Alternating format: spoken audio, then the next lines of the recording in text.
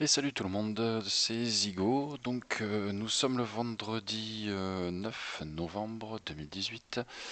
J'ai pas fait de vidéo de la semaine, il n'y avait pas grand chose à dire. Avant-hier, j'aurais pu en faire une petite, mais j'ai une semaine relativement chargée qui n'est pas finie. Aujourd'hui, je pourrais pas faire grand chose non plus puisque j'ai pas mal de taf. Je vous fais une petite vidéo rapidement. Alors, si on reprend ce qu'on avait dit lundi. On s'était dit qu'on avait eu le rebond dans la zone que l'on avait indiquée, donc le cercle jaune. On avait aussi imaginé que on aurait probablement une réaction suite à ce petit rebond. Moi, je m'attendais à un deuxième rebond pour entrer que j'ai raté et c'est remonté un petit peu. Et là, on est depuis hier en train d'osciller autour des 6005. 6005, c'est une zone euh, très importante. Il y a toujours beaucoup de luttes autour de cette zone. Et on a quelques indicateurs qui sont intéressants, même si je reste toujours dans une optique globale en situation plutôt bear, comme on dit. Ça n'exclut pas bien sûr qu'on ait des phases intéressante entre-temps, parce que si on prend par exemple à partir de ce pic à 20 000 jusqu'à cette zone ici, par exemple, on va prendre celle-là aux alentours des 6 000, c'est clairement bear, mais regardez, dans ce marché, il y a eu des phases intéressantes. Et là, on pourrait avoir une phase relativement intéressante. Est-ce que ce sera du coup le début du retournement de la zone pourquoi pas? Là, il faut avouer que quand on regarde, on est plutôt en train de tester des résistances que de tester des supports.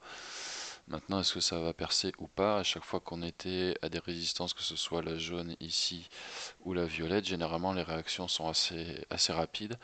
Et là, depuis quelques semaines maintenant, on teste plusieurs fois, donc ça a envie de craquer. Pour l'instant, ça ne craque pas, mais ça a envie de craquer. Donc nous sommes ici en daily, nous sommes sur le Bitcoin, l'indice Bitfinex donc indexé sur le dollar. En daily donc, les indicateurs sont également en daily, donc avec des indicateurs longs pour voir les grandes tendances. On a eu notre grande phase négative ici, on est en phase positive depuis la fin août, début septembre. Au niveau MACD je parle. Au niveau RSI, malgré les oscillations, on a été tapé ici quand on a été chercher le 5008 début août. On a été tapé un RSI buy, donc une zone de survente. Et pour l'instant, on n'a pas été rechopé un sell là-haut. On peut très bien retourner chercher une zone de survente, tout comme on peut aller dans une zone de surachat, là on est en plein milieu, donc impossible de se prononcer en regardant uniquement le RSI. Ça peut partir en haut comme ça peut partir en bas. Si on regarde la MACD d'un peu plus précis, je fais pas trop n'importe quoi, on voit que ici on a une grosse phase négative donc depuis janvier, hein, tout le premier semestre 2018. Depuis on est plutôt en phase positive et je vous rappelle le but de ces deux courbes jaune et orange. La jaune ça indique la pente de la MACD, donc de la courbe en bleu, euh, par rapport ensuite au signal. Donc à chaque fois que vous avez, comment dire, à chaque fois que vous avez ici la MACD qui remonte, même un tant soit peu, vraiment d'une manière infime remonte, vous avez le jaune ici qui est en positif. Quand vous avez des points de retournement, à savoir ici, ici, ici, à chaque fois ça correspond à des croisements de la ligne jaune avec le zéro, puisque ça veut dire que quand on est ici, il y a des sommets, que ce soit en haut ou en bas, des minima ou des maxima, ça correspond à une pente de zéro. Hein. Vous avez sûrement fait des mathématiques dans votre jeunesse, donc le zéro ça se traduit par le jaune qui franchit ici, et le orange, qu'est-ce que j'avais fait déjà? C'était quoi le orange? Faudra que je regarde ce que j'avais mis pour faire le orange. Mais en gros, de mémoire, c'était la différence entre le D et la MACD. Euh, non, entre le D et le 0, multiplié par une valeur 10, 100, 1000, juste pour qu'on puisse le voir et que ça soit parlant, sinon c'est tout plat et c'est impossible à voir. Donc là, c'est multiplié par 1000 parce qu'il y a un gros volume. Et donc du coup, cette barre orange montre en gros la tendance. Et quand cette barre orange est en dessous du 0, on est bear. Quand cette barre orange est au-dessus du 0, on est bull. En gros. Donc cette petite ligne orange est assez parlante, assez intéressante au final. Donc qu'est-ce que ça nous donne quand on la regarde à ce qui nous intéresse? Donc on retrouve ici notre zone que l'on avait imaginée. Bon, je vous rappelle qu'on l'avait décalé plusieurs fois hein, à l'origine, c'est pour ça que j'ai laissé la flèche rouge. J'ai rien à cacher, hein, je me plante, j'ai jamais dit que j'étais pro, je ne le suis pas, je ne le serai jamais. Mais par contre ça m'intéresse. Donc à l'origine c'était comme ça et à chaque fois ça a été décalé, décalé, décalé, décalé. Donc l'idée d'aller choper une zone ici a été réalisée, même si ça a été fait un peu plus tard que prévu. Depuis, on a eu la réaction, on remonte bien et on bute depuis 3 jours sur cette résistance jaune qui est la résistance la, merde, la résistance la plus je sais pas comment dire, la plus récente parce que la violette est valable aussi, mais la jaune, elle tient pas compte en gros de la frénésie. Et on reste sur des cours qui sont un peu plus honnêtes, un peu plus logiques, on va dire. Donc la jaune, elle est assez, elle indique pas mal de choses, parce que si on s'était fié à la violette, on aurait raté tous ces points, hein. Alors que la jaune, on voit qu'à chaque fois qu'on touche, il y a une réaction directe. Donc là, quand on regarde ceci, hop, hop, hop, hop, hop, hop, tac, si j'y arrive en mettant pas trop de temps. On voit donc qu'on a eu la réaction du support, qu'on est en train de buter sur ce jaune ici. Le but, ça serait de franchir cette résistance jaune là. Ça ferait longtemps que c'est pas arrivé, on va dire jamais en fait. Donc ça serait un signal fort. Pour ce faire, il faut que le RSI retourne en surachat. Ici, ça veut dire qu'il faut qu'on ait une grosse vague d'achat et que le cours se retrouve à un moment donné, enfin se retrouve considéré suracheté par rapport à sa vraie valeur, et donc il y a un retournement logique, naturel, systématique qui se fait. C'est mécanique donc, et donc une fois que c'est en haut, ça doit aller en bas, une fois que c'est allé en bas, ça doit aller en haut. Par contre, on ne sait pas en combien de temps, donc on ne sait pas en combien de temps on va aller taper le haut, taper le bas. On peut avoir des oscillations comme ici, par exemple, ça fait 3 mois, 3 mois qu'on oscille sans taper un haut ni un bas. La dernière valeur c'était un bas, juste avant c'était un haut. Vous voyez, là c'est très rapide et là on n'est toujours pas prononcé. Donc dans toute logique, on serait parti pour aller taper un haut. Donc en ce moment, c'est pour ça aussi que je fais pas trop de vidéos, c'est parce que tout le monde s'en donne à cœur joie, tout le monde a plein de choses à dire, doit se prononcer, etc. Là, moi, je reste sur ce que j'ai dit lundi. Les tendances de la semaine, c'était cette semaine, ça va remonter. On va chercher à regagner ça. J'avais même évoqué le 6007, 6008. Et à partir de là, je pourrais commencer réellement à me poser des questions. Je pense qu'on va aller atteindre ces 6007, 6008 d'ici ce week-end, d'ici aujourd'hui, dimanche, entre aujourd'hui et dimanche. Euh, pour moi, ça ne voudra pas dire qu'on va remonter. On va aller en gros taper la résistance de ce range. Ça, c'est un vieux, vieux range qu'on avait déjà retrouvé ici, dans cette zone-là.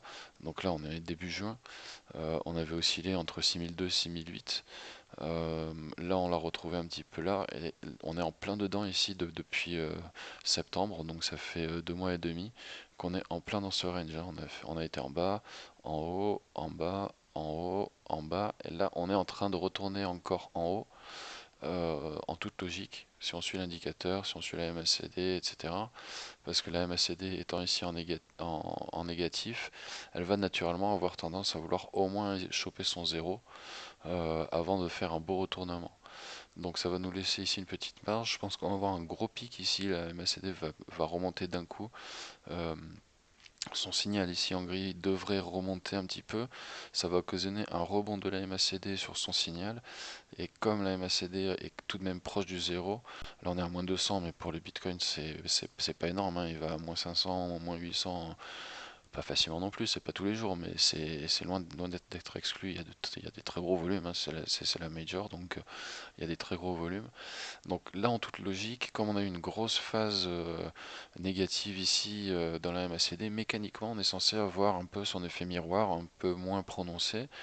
Et donc ça correspondrait, si ici on réduit, on peut se dire qu'on va peut-être reproduire une petite vague à peu près de ce niveau-là. On peut monter voilà, dans les 300-400 en MACD, je vais le placer. Voilà. Si, quitte à me planter, autant me planter avec une démonstration, on va dire.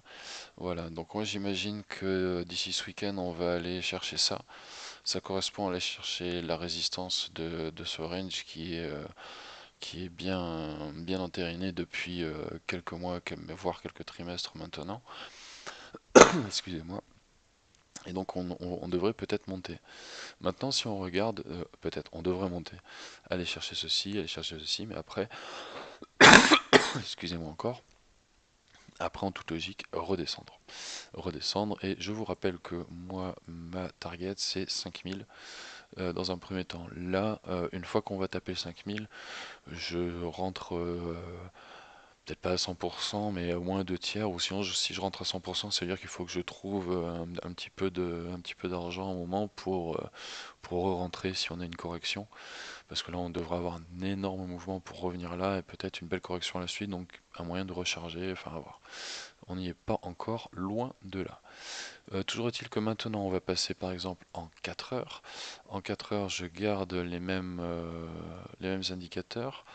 Euh, Qu'est-ce qu'on voit? On voit qu'on a fait la zone basse, la zone négative, toujours avec la MACD ici, qui correspond à aller chercher un petit bottom temporaire, on va dire, le bottom du mois dans la zone qu'on avait indiquée. Ici, on joue un peu faussement, on va dire, mais c'est fou, hein, vous vous souvenez, cette ligne jaune, je ne l'ai pas touchée, hein. Entre deux vidéos, je ne touche pas les traits, je touche pas mes supports, mes résistances, mes indicateurs, je l'ai fait en direct avec vous. Donc là, vous voyez, c'est incroyable quoi, à quel point elle est fidèle, quoi, hein, c'est très précis. Euh, et là, en théorie, on devrait remonter. On pourrait penser ici on verra en 1 heure, c'est un peu plus parlant. On pourrait penser ici qu'on a un petit épaule tête épaule là. Donc ça pourrait le faire. On peut pas partir en oblique parce que en oblique il faudrait que ça parte de la ligne de coup ici. Et pour aller choper les 6007, là on voit qu'on serait passé en dessous. Donc en oblique ça marche pas. En plat il est encore faisable. Euh, on va rester en 4 heures, je vous montrerai en 1 heure. Euh, donc quand on est en 4 heures ici, on voit au niveau du RSI qu'on avait été chopé le bas pendant le bottom, zone de survente, on a été se faire un petit coup en surachat. Euh, donc en toute logique ici, il peut y avoir un petit fake, on va dire, avec le RSI qui va faussement aller rechercher les 80, ce qui peut largement correspondre, parce qu'ici on est encore une fois proche du zéro, ce qui peut correspondre à un beau mouvement haussier ici entre 6007 et 6008. Et ensuite retournement, et on redescend chercher une zone de survente pour le RSI. Donc on redescendrait, là ça serait pas mal, comme on serait toujours proche du zéro, que ça redescende bien et que ça descende un petit peu. Euh, voilà, ensuite en 1 heure, du coup on va se mettre ici en auto, c'est plus parlant. Là on voit clairement un début de structure en épaule tête épaule, hein. On a le support enfin un support ici aux alentours de 6004, 6350, 6004. On aurait la ligne de coup ici. Ça c'est le cours, donc ça marche pas, ça on va pas toucher, mais je vais pas encore rajouter des traits. On va se prendre les blancs. On va se prendre les blancs, on va s'imaginer une ligne de coup ici, on va se le mettre en pointillé. À chaque fois je me plante, c'est celui-là. Celui-là, on va le désépaissir un petit peu. Il est comme ça, je crois. Et on va se mettre également en pointillé. Yep. Voilà la tête ici. Ok. Donc on aurait la ligne de coup ici, la tête ici. Si on se prend le signal, on se prend, pour faire ça, on se prend une droite de tendance. On va pas la faire en vert, on va la faire, j'aime bien le faire en bleu. On va se prendre du coup la hauteur de tête. On appuie sur CTRL pour dupliquer ce qu'on vient de faire. On se prend à partir de la ligne de coup la sortie imaginée. on devrait du coup retrouver encore une fois cette zone. Donc ce qu'on va faire, c'est qu'on va reprendre notre petit truc là, on va se le mettre là, je vais le garder bien large, hein, comme ça je vais pas le déplacer 15 fois. Voilà, en toute logique, ce qu'on pourrait faire. Si on est bien en train de faire un épaule, tête, épaule, on va ranger un petit peu ici et on va descendre. En revanche, les indicateurs, eux, nous disent qu'on devrait avoir une petite vague haussière. Le RSI, on voit, il est en train de prendre le tire-fesse, alors les remontées mécaniques, il est en train de remonter. Donc, en toute logique, avec une MACD ici qui en 1 heure est cette fois positive, en retournement, on devrait ici franchir et faire une belle montée. Donc pour moi ça reste un peu trop risqué parce que chaque fois que je me place dans ces moments-là, je me fais base et à chaque fois ça se retourne. Donc à la limite si on veut accélérer les choses, oui je pourrais acheter du Bitcoin maintenant. Vous êtes sûr que d'ici 10 minutes, un quart d'heure, il y a le cours qui chute et qui va tomber à 6002. Mais j'en ai marre de perdre un petit peu de pognon à chaque fois sur ces petits ordres. Donc là j'évite, je regarde et je regarde si je me suis planté ou pas. Euh, donc je me fais mes idées comme ça et je vois si je suis plus ou moins proche de la réalité. En toute logique, donc, je vais essayer de finir un petit peu ce que je dis, sinon la vidéo va durer une demi-heure pour pas grand-chose.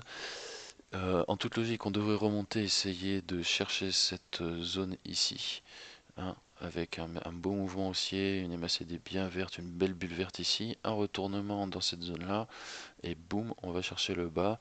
Et là, on pourrait se dire que on a nos vagues ici. Si on se reprend du daily, tac, là c'est très joli, hein. Ça veut bien dire ce que ça veut dire. Touc. Voilà, on pourrait avoir par exemple. C'est vrai qu'on a quand même un joli petit drapeau ici inversé, hein, donc, mais il faut aller ici pour. Enfin, on aurait pu se faire le drapeau ici en fait. On est sorti, donc on va remonter là. Donc ouais, on a beaucoup de signes en gros qui nous disent qu'on va retrouver cette zone-là à court terme. Par contre moi, comme je reste bear, le orange ici est encore en dessous du zéro. euh, on devrait encore redescendre. Euh, donc voilà en gros ce qu'on peut se dire pour ce qui devrait se passer d'ici lundi jusqu'à ce que je refasse une autre vidéo, sauf événement vraiment marquant et à ce que je sois disponible aussi. Donc voilà pour le Bitcoin. Du coup, les autres vont suivre. L'Ethereum est monté à de 220, j'ai dit, 200, j'ai vu 221 même. Il est ensuite redescendu un petit peu, il se corrige là aux alentours des 215. Si l'Ethereum remonte, je pense, le Bitcoin remonte, je pense qu'on pourrait retrouver ici un 230, 240 même, avant de redescendre chercher les 180 pour aller peut-être plus bas si tout se passe bien. Le orange ici, là il faut descendre un peu en volume sur l'Ethereum. On voit que le orange a tendance à remonter mais il est toujours négatif. Pour le RSI, par contre, l'Ethereum, à l'inverse du Bitcoin, enfin plus que le Bitcoin, a plus souvent été en survente. On a eu de belles baisses. Je vous rappelle pour ceux qui n'ont pas regardé les vidéos d'il y a à peu près 3 semaines, un mois, ces baisses viendraient essentiellement du fait que la grande majorité des ICO, donc les Initial Coin Offerings, qui sont en gros du crowdfunding sur la blockchain, il y a énormément de prises de profit. Comme le Bitcoin a commencé à se retourner assez fortement, tous ceux qui ont lancé des ICO et qui ont reçu beaucoup de fonds ont voulu sécuriser leurs fonds, donc ont revendu leur Ethereum pour éviter de voir leur disponibilité fondre comme neige au soleil. Admettons, ils ont levé 100 000 euros, 500 000 euros en Ethereum dans leur ICO. Si l'Ethereum passe de 400 à 200, ce qu'il s'est passé, ils n'ont plus que 50 000. Donc ils sont sortis à 80 000 par exemple. Il y en a d'autres qui l'ont fait plus tard, à 70 000, 60 000. Mais ils sont sortis pour sécuriser leurs fonds et ça correspond à toutes ces grosses baisses. C'est pour ça que l'Ethereum a plus chuté que le Bitcoin et que les autres altcoins. Donc on a eu beaucoup plus d'ordres de tours en survente. Donc il y a encore plus de probabilité que le Bitcoin de retourner ici en surachat. Donc quand on regarde Bitcoin et Ethereum, ben, on commence à se dire oui effectivement on a pour quelques jours voire quelques petites semaines, de 1 ou 2 semaines peut-être, un bon mouvement haussier, donc il s'est initié ici au 6002. Enfin, là je suis sur Ethereum, mais ça correspond au 6002 pour le Bitcoin. Et on devrait finir cette vague ici, cette tendance, et ça fait du 230 à peu près, voire un peu plus, 235 pour l'Ethereum, avant de redescendre, retrouver les 180. L'Omisego se porte pas plus mal, lui, il est à 3,40, comme quoi patience est mère de toutes les vertus. J'aurais pu attendre et revendre à 3,40 au lieu de l'avoir revendu à 3,25 de mémoire. Bah, c'est comme ça, si j'avais su, si ma tante en avait, ce serait mon oncle, comme disait mon père, et mon grand-père d'ailleurs. Voilà pour le Misego. Le Néo, lui, il est à 16,5. Il a pas beaucoup réagi. Il a pas été retrouvé ses 18-20 comme d'habitude. BNB pareil, très très monotone. ONT pareil. Tout ce qui est basé plus ou moins sur le Néo, en fait, c'est assez mollasson. Le XRP lui se porte très bien. Il a eu une belle remontée ici. Il a bien réagi à la hausse du Bitcoin, mais il a eu sa correction aussi. Là, je trace pas un Fibo, mais on est à 50. Il peut aller chercher 68 avant, mais il va aller rechercher là-haut. Donc lui, il peut nous faire un épaule tête épaule comme ça, hein. On n'aurait que l'épaule ici, hein. Il n'aurait pas encore la tête. Il aurait fait une épaule ici, il devrait faire une tête ici, et ensuite aller redescendre, chercher cette zone-là. Il va toujours, je reste convaincu qu'il va redescendre. Monacoin, lui, il reste stable, il bouge pas. Le Doge redescend, on se rapproche tout doucement des 3,25. Il n'a pas eu d'embellie suite à la grosse montée du Bitcoin. Il continue de descendre comme prévu, donc on attend qu'il retrouve ses 0,25, 0,20 et on verra ce qui se passe à ce moment-là. Le power a fini d'aller taper ses 3000. Vous voyez, à chaque fois c'est un pic, hein. Donc pour le power, à moins d'être Power Ledger, à moins d'être chaque minute devant son écran d'ordinateur, et je vous avoue c'est impossible, on s'emmerde, vaut mieux pour ce coin là essayer de l'acheter aux alentours des 2000. C'est une bonne buy zone pour ce coin. Et ensuite placer direct un ordre de vente aux alentours des 3000 Satoshi.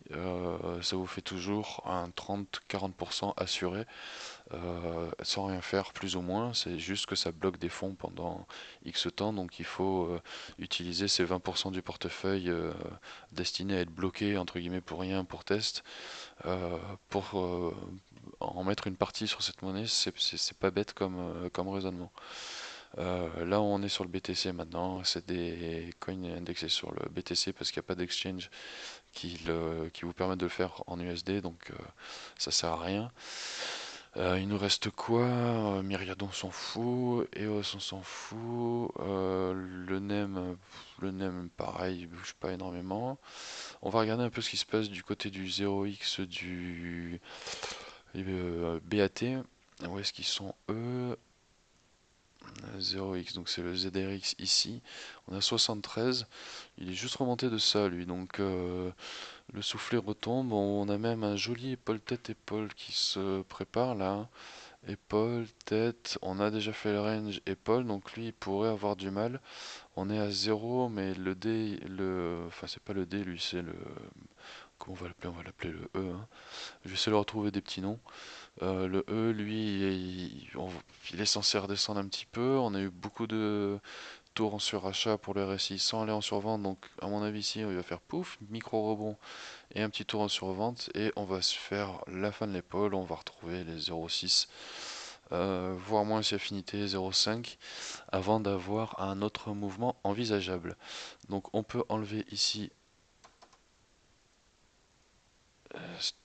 cette zone de tendance que l'on avait notée et attendre de voir ce qu'il va se passer sur ce coin. Le BAT qui a été enregistré quelques jours après sur Coinbase, lui, est très bien parti. Mais quand on regarde de plus près, lui, il a vraiment fait une très belle opération de 0,14 à 0,35. Ça fait mieux qu'un x2, donc on est à 110-115% dessus. Donc très bien le BAT. Je vous rappelle que c'est la monnaie qui est derrière Brave. un nouveau navigateur créé par le cofondateur de Mozilla qui en avait marre que son associé ne suive pas ses idées, son associé étant plus enclin à se vendre petit à petit à Google, à accepter d'être un peu blacklisté par Google. Euh, donc lui, il en a eu marre, celui qui a créé Brave. Donc il a créé Brave, qui est un navigateur qui est hébergé sur la blockchain, qui vous permet, regardez, quand vous prenez un nouvel onglet, ça vous permet tout simplement de bloquer des trackers, des cookies, les publicités qui ont été bloquées, sachant que j'ai reformaté mon ordi le week-end dernier. Donc ça fait à peine une semaine, hein, donc vous voyez le nombre de publicités bloquées. Je vais pas sur de sites porno, je vais pas sur d'autres sites, etc. C'est que des sites normaux, c'est du YouTube pour voir des think tanks, des conférences, etc. Et donc vous voyez tout ce qui est bloqué et le temps estimé de navigation qui a été gagné en temps de chargement des pages, etc. Bon voilà pour la petite parenthèse. Donc Brave c'est ça, c'est le BAT. C'est pour ça qu'il marche à mon sens un peu mieux que le ZRX, que d'autres cryptos qui sont tout de même prometteuses. Là, on a un projet concret qui existe. Avec le BAT, avec Brave, vous avez un système de tokens qui sont les BAT que vous pouvez utiliser pour rémunérer les sites sur lesquels vous allez souvent. C'est une manière de contribuer un petit peu aux sites que vous utilisez sans passer par PayPal, par tous les institutionnels, etc. Malgré tout, quand on regarde, pour en revenir un petit peu au- à l'étude à l'analyse de ce cours, parce que sinon ça va être vraiment long.